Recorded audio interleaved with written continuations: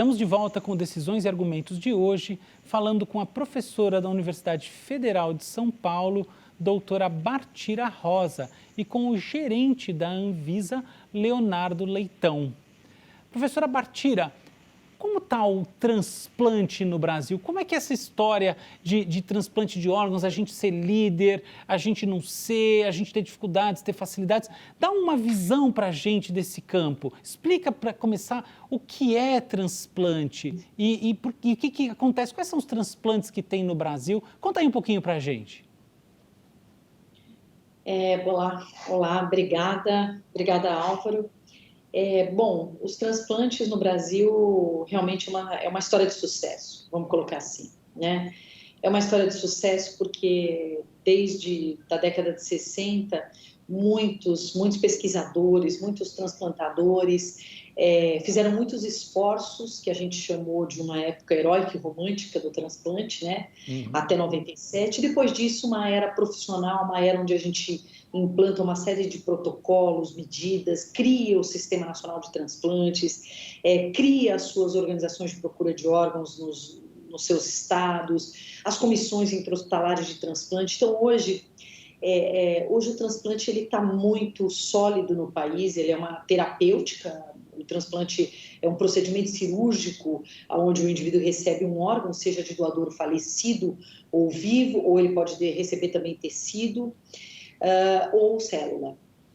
Então, esse é um procedimento muito seguro hoje, uma terapia que eu diria até que ela se fortaleceu como uma terapia culturalmente aceita pela população, o que não era bem aceito pelas charges que a gente vê pelo mundo na década de 70, mas hoje ele é muito aceito, é um procedimento que as pessoas já falaram muito na televisão, já mostraram para a sociedade, as famílias conhecem sempre alguém que transplantou, então nós temos uma história de sucesso. Nós temos uma história de sucesso em relação a números também, porque nós somos o país que mais transplanta em número absoluto rim e fígado, né? E quando a gente põe por milhão de habitantes, esse número, essa ordem cai, a gente não é mais o segundo, o primeiro, o segundo em número absoluto, a gente perde para os Estados Unidos, mas a gente realmente faz um excelente trabalho aqui de acompanhamento de dados, os nossos dados estão no Observatório Global da Organização Mundial da Saúde,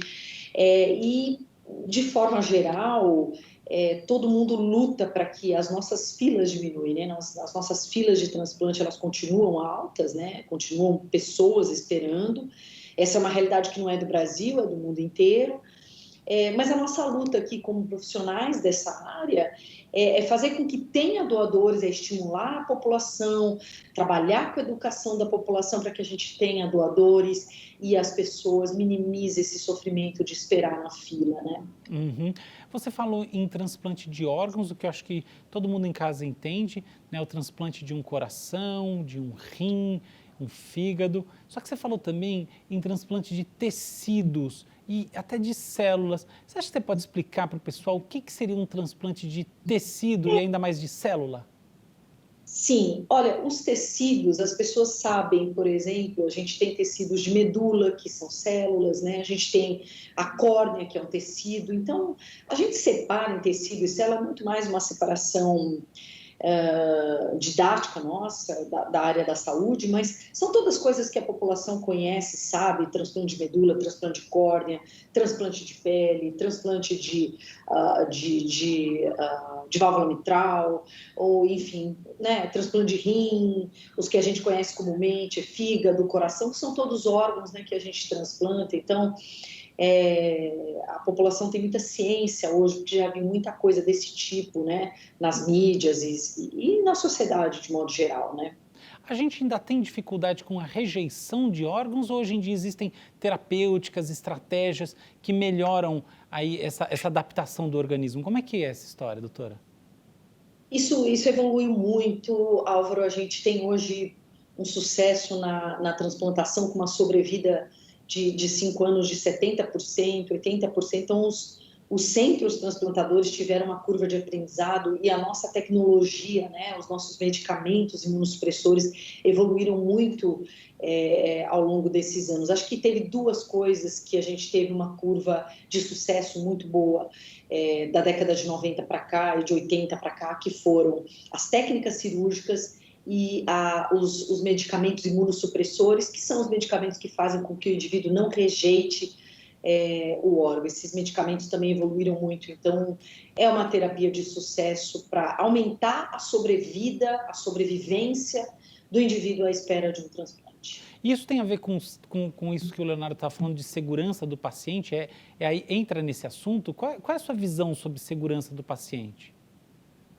Entra muito nesse assunto, porque à medida que a gente se torna cada vez melhor na área do transplante, na área da doação de órgãos, conversar com as famílias, que esse mês é o mês da doação de órgãos, à medida que a gente se torna muito bom nisso também, Álvaro, a gente precisa sempre voltar para os nossos processos assistenciais e gerenciais e corrigi-los e melhorá-los. E para fazer isso, a gente precisa olhar os nossos incidentes com dano, sem dano, né? As nossas reações adversas. Então, quando a gente olha para esses eventos todos, quando a gente olha para todos esses incidentes, a gente, ao revisitá-los, a gente pode consertar os nossos processos e melhorar. Então, tem tudo a ver, sim, com o movimento de qualidade e segurança que a área da doação de órgãos e transplantes no Brasil está passando. Legal. Eu sei que você é uma das grandes especialistas em biovigilância no Brasil. E isso daí seria a biovigilância? O que é biovigilância, afinal? Sim, seria. A biovigilância é exatamente o que o Leonardo falou, né? É o monitoramento de toda desses eventos, desses incidentes, o monitoramento da sequência dos órgãos, tecidos, células, né? Desde o doador até o receptor, né?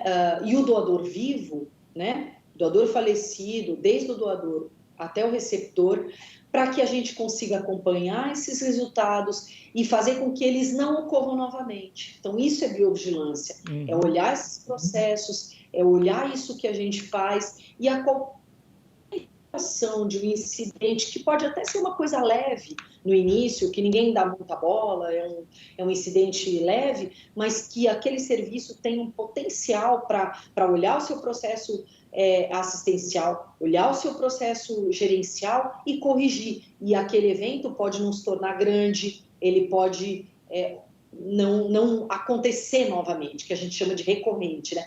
E quando a gente conserta isso, a gente melhora a qualidade, a gente melhora a segurança, né? No final é um processo de mitigação de risco, né? Se eu entendo bem.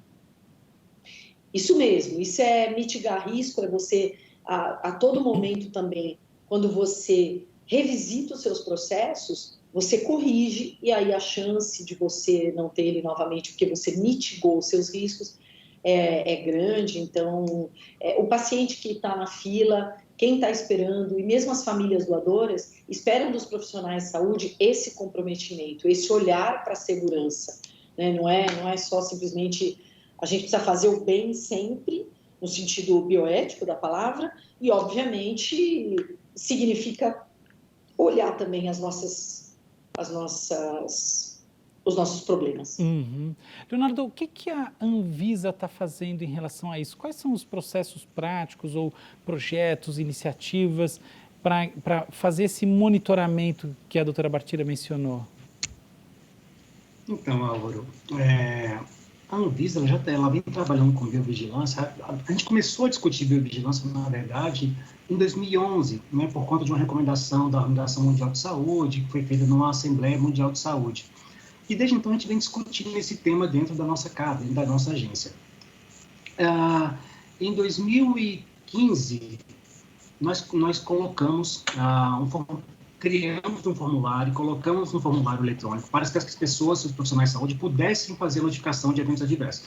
Então, a partir de 2015, a gente começou, de fato, implantou uma biovigilância da Anvisa, e a partir desse momento a gente começou a monitorar os eventos adversos. De lá para cá, a biovigilância cresceu, e cresceu muito, e em 2017, a gente sentindo que a gente precisava consolidar essa vigilância de todo o ciclo terapêutico, né, desse monitoramento psicoterapêutico de células, tecidos e órgãos, a gente começou a perceber que a gente precisava dar um passo maior, alargar o passo.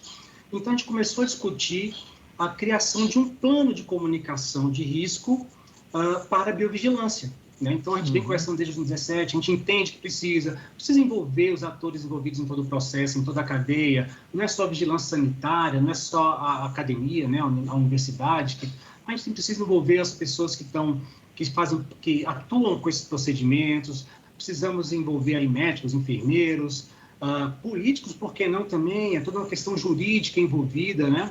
Então, a gente tem que estar atento a toda essa questão desses eventos adversos relacionados a transplantes, enfim, ao uso de células, tecidos e órgãos. Então, a partir de 2017, que a gente começou a discutir isso mais fortemente, que a gente precisava trazer esse responsável para trabalhar com a gente, foi que, em parceria com a Unifesp, com a doutora Bartira, nós desenvolvemos, elaboramos um projeto grande, inclusive, de fortalecimento das ações de biovigilância. Então, no começo desse ano, agora em 2020, nós assinamos esse projeto, fizemos esse convênio, né, doutora Bartira? A gente começou a trabalhar muito junto, a gente já vinha trabalhando nas discussões do projeto, mas a partir desse ano a gente começou a desenvolver, de fato, com produtos entregues, produtos que vão beneficiar não somente as instituições envolvidas, mas muito mais os pacientes que dependem desse tipo de procedimento para terem mais qualidade de vida, para que consigam aumentar sua expectativa de vida, né, por conta que outros procedimentos terapeutas já não dão mais conta. Então, a partir do momento que a gente consegue incrementar mais qualidade, mais garantia, mais segurança a esses procedimentos, é óbvio que o paciente sai o vencedor de tudo isso. Então, a Anvisa está atenta a isso. A gente continua com esse projeto é longo, nós estamos na primeira fase do projeto. É um projeto onde a gente está fazendo todo um diagnóstico de como anda a biovigilância no país, não só a questão das notificações, de sensibilizar os atores envolvidos, de envolver também a discussão jurídica. Então, é um projeto muito grande, muito enriquecedor, e que a gente acredita que realmente vai dar um ganho muito grande nos procedimentos de transplantes, aí seja de células, tecidos e órgãos, para a população brasileira. A gente vai para um rápido intervalinho e já volta.